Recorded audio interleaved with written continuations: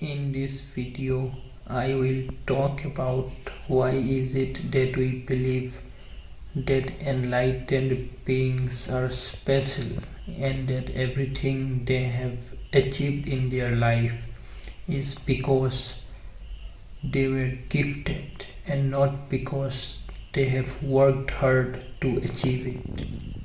When we talk about enlightened beings like Puta, Ramana Maharishi, Swami Vivekananda, Guru Nanak, Bodhidharma, J. Krishnamurti, Osho, etc. We always say that these people were very blessed and that they were sent to this planet to rescue us. Now, just to be clear, I am not claiming that these enlightened beings who did so much for us, who laid the way for the rest of us, were not special, or that they were not blessed, or that they were not the reincarnation and avatar of God. I am just saying that we claim that all they ever achieved was because they were special, was because they were reincarnations of said God. We never talk about how hard of a life that they had to live. We never talk about the work that they did. We rarely talk about the suffering that they had to go through. Whenever the topic of an enlightened being comes up, we just say, oh, he was a god and he was blessed, and since he was the reincarnation of this god, obviously he was very special. Just as an example, when we talk about Buddha, we claim that he was a god, and he was a god. I'm not saying that he was not a god. I'm just saying that we claim he was a god and therefore he was special. He might have been a god, but Buddha was not special because he happened to be a god. He was special because even though he was such a supreme being, he still worked hard till his last breath. Similarly, if we go through the life of any great saintly being or an enlightened being, we will see that they had to go through a lot. Still, they did not give up their dharma. They did not deviate from the path of truth. They always pursued what was in the interest of humanity at large. Any of the saintly beings that we like to revere and respect lived a very tough life. We cannot even imagine how hard their life was. Just take Buddha as an example. He was a prince. He was supposed to be the king. He had access to every piece of luxury or comfort or pleasure in this world. But he decides to give it all up and live as a saint. He left everything in the pursuit of truth. He went from one guru to the next until he realized that what he was searching for, nobody would be able to give it to him. So he left everything and sat under a tree until and unless Siddhartha became Gautama Buddha. Buddha sacrificed everything for the truth, and when we said that Buddha was special because he was enlightened, because he was the avatar of God, or because he was the reincarnation of this God, or because he was the truth, we are disrespecting the work of Buddha in a way.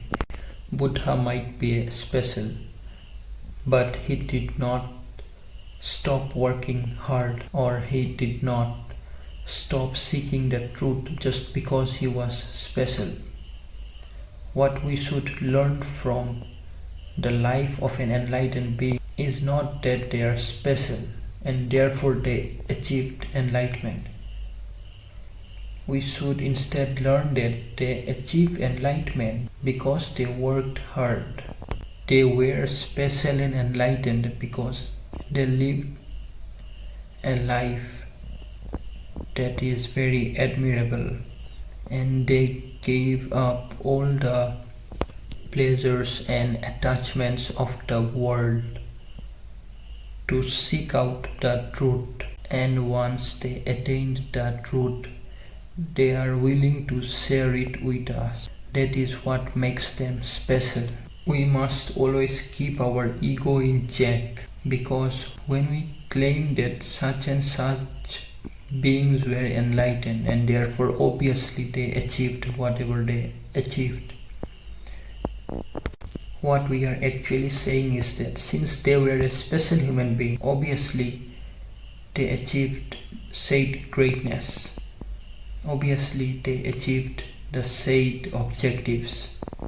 But since we are not special, since we are normal human beings, we will never achieve it. By putting our teachers, our gurus and the enlightened beings on a pedestal, the ego doesn't want to admit that the great teachers, the enlightened beings and the gurus were just humans like us, and that whatever they achieved was because of their hard work and their dedication towards the truth. If we say that Puta was a human just like us, we will also have to live up to that standard. Buddha left everything for the truth. Now, if we admit that Buddha was just a normal human being like us, we will have to compare ourselves with Buddha. The question will inevitably arise that Buddha was a human, I am also a human. So why am I not able to achieve what he was able to achieve? It's because I am not willing to work hard. It's because I am not as disciplined as Buddha. It's because I am easily distracted by the material world. It's because our highest priority is to seek more and more pleasure. If we say that those enlightened beings were just human like us, we will also have to live up to that standard. We will also have to live a life that is similar to the life that those beings lived. But deep down, we do not want to live a life like them, because we know that such a life consists of a lot of pain, and we have to give up a lot of the things that gives us pleasure. We don't want to do that. We want to live in a comfort zone.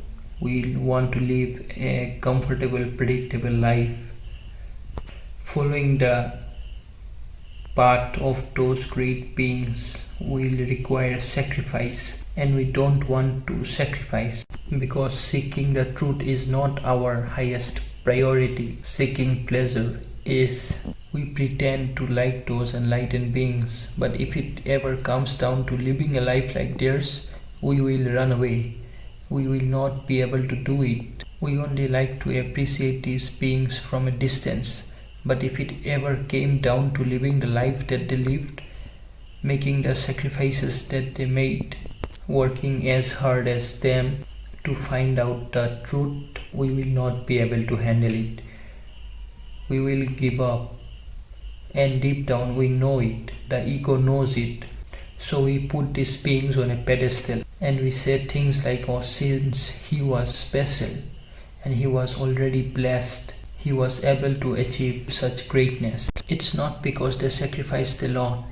It's not because of their hard work. It's because they were gifted with brilliance. By claiming that those beings were not like the rest of us, we are creating a distance between us and them, so that we do not have to work as hard as them. And we can claim that we are inferior, we are different. So obviously we cannot achieve enlightenment. Obviously we cannot achieve what they achieved. They were special. We are not. It's just the ego trying to protect itself. We are saying those things so we wouldn't have to work hard like those beings did. We want an easy life. We like to pretend that we like to care about truth and enlightenment, but when it comes to actually achieving it, we don't want to do the hard work. It's just like someone who wants to be a millionaire and he keeps looking at videos of millionaires and reading books about how to become a millionaire, but he doesn't actually do anything to become a millionaire. He's just sitting in his home and consuming all this content just for entertainment. So let's not look at spirituality just for the sake of looking. Let's actually do something about it. Spirituality is not entertainment. There are better forms of entertainment out there. Since we are in spirituality, let's work hard towards it. Let's actually follow the advice of the great saints, the scriptures, and the gods. Something always attracted us towards spirituality, but we never paid too much attention in it. Let's get serious about spirituality and let's do the things necessary in order to excel at it. That's all I had to say on this topic, and thank you for watching. Have a nice day.